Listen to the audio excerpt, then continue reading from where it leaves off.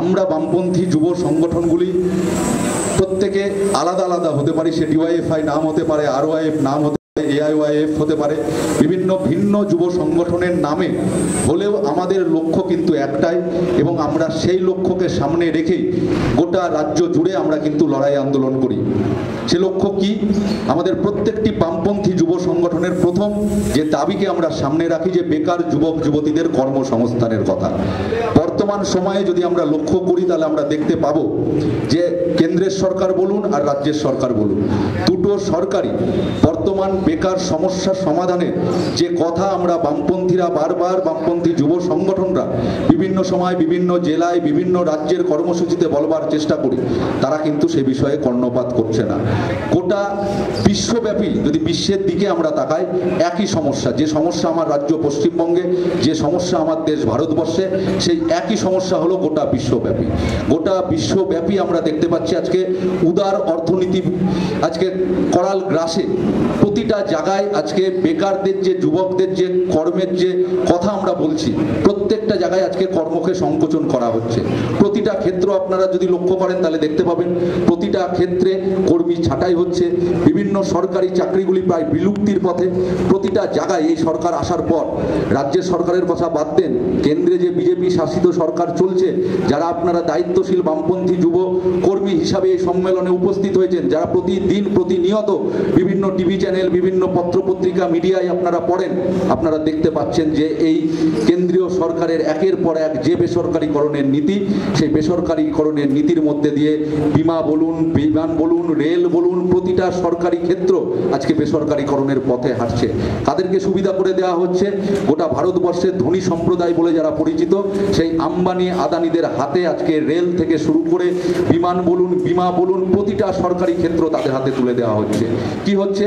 যে সকল সরকারি চাকরির সুবিধা এই সব ক্ষেত্রগুলিতে ছিল, আমরা জানি যে গোটা ভারতবর্ষ ব্যাপী সবচাইতে বড় যে নেটওয়ার্ক, যার মাধ্যমে গোটা ভারতবর্ষের মানুষ এক প্রান্ত থেকে আরেক প্রান্তে যায়, যে রেল, সেই রেলে প্রচুর শূন্যপদ, সেই রেলে প্রচুর বেকার যুবক যুবতীর কর্মসংস্থানের যেখানে জায়গা হতে পারে, সেই রেলকে আজকে সম্পূর্ণভাবে বেসরকারীকরণের পথে আমাদের দেশের কেন্দ্রীয় সরকার হাঁটছে। কারণ তারা ধরেই নিয়েছে বেকার যুবক যুবতীদেরকে আমরা চাকরি দেব না। আমরা কি করব? বিভিন্ন কর্পোরেট সংস্থার দ্বারা সেই তাদেরকে আমরা রাখবো 10,000 15,000-এর মধ্যে দিয়ে তাদেরকে বেতনের চাকরি করতে হবে। যদি তাদের ভালো লাগে, যদি তাদেরকে আমাদের পছন্দ হয়, আমরা যদি তাদেরকে ঠিক মতো খাটাতে পারি, যদি তারা ঠিক মতো না খাটে, তাদেরকে আমরা যে কোনো উপায়েই কর্মী ছাঁটাই করব। আমরা বামপন্থী যুব সংগঠন আমাদের রাজ্যের দিকে যদি তাকাই, রাজ্যের অবস্থা আরও করুন। 2011 সালে পরিবর্তনের সরকার আসবার পর আমরা বামপন্থী বিভিন্ন যুব সংগঠন বারবার রাস্তায় দাঁড়িয়ে এই সরকারের বিরুদ্ধে আমরা লড়াই আন্দোলন করেছিলাম। আমরা বারবার বলবার চেষ্টা করেছিলাম যে স্বচ্ছতার সঙ্গে বিভিন্ন সরকারি পদে আপনারা নিয়োগ করুন। সেটা প্রাথমিক হতে পারে, সেটা উচ্চ প্রাথমিক হতে পারে, এসএসসির মধ্যে দিয়ে বিভিন্ন উচ্চ বিদ্যালয়ে হতে পারে। আমরা বামপন্থী যুব সংগঠনগুলো কিন্তু বারবার এই কথাই বলার চেষ্টা করেছিলাম।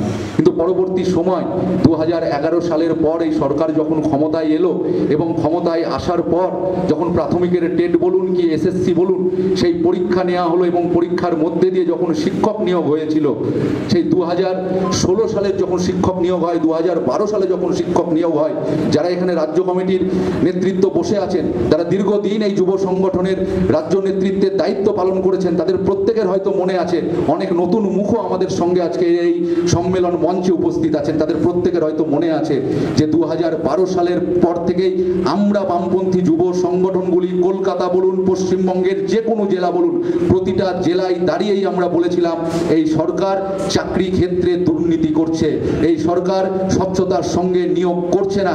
এই কথাগুলো কিন্তু আমরা বামপন্থী যুব সংগঠন, আমাদের সংগঠন আরওয়াইএফ বলুন, ডিওয়াইএফআই বলুন, এআইওয়াইএফ বলুন, এআইওয়াইএল বলুন, প্রত্যেকে আমরা এই কথাগুলো বারবার বলবার চেষ্টা করেছিলাম। মানুষ সেদিন আমাদের কথাই কর্ণপাত করেনি। 2024 সালে আমরা দেখলাম রায় এলো, পশ্চিমবঙ্গের প্রাথমিক শিক্ষকদের চাকরি গেল। বর্তমানে তো আরও করুণ অবস্থা, 2016 সালের পুরো প্যানেল বাতিল হয়ে গেল, 26,000 ছেলে মেয়ে তারা এক কথায় তারা বেকার হয়ে গেল। এর মধ্যে বহু যোগ্য ছাত্রছাত্রী ছিল। আমরা বামপন্থী যুব সংগঠন সেই যোগ্য ছাত্রছাত্রীদের পাশে যেমন আমরা আছি, ঠিক একই রকমভাবে যে অযোগ্যরা বিভিন্ন তৃণমূল কংগ্রেসের নেতা মন্ত্রীদেরকে টাকা দিয়ে তারা চাকরি পেয়েছিল, সেই অযোগ্যদের বিরুদ্ধেও কিন্তু আমাদের বামপন্থী যুব সমাজের লড়াই তখনও ছিল, এখনও আছে।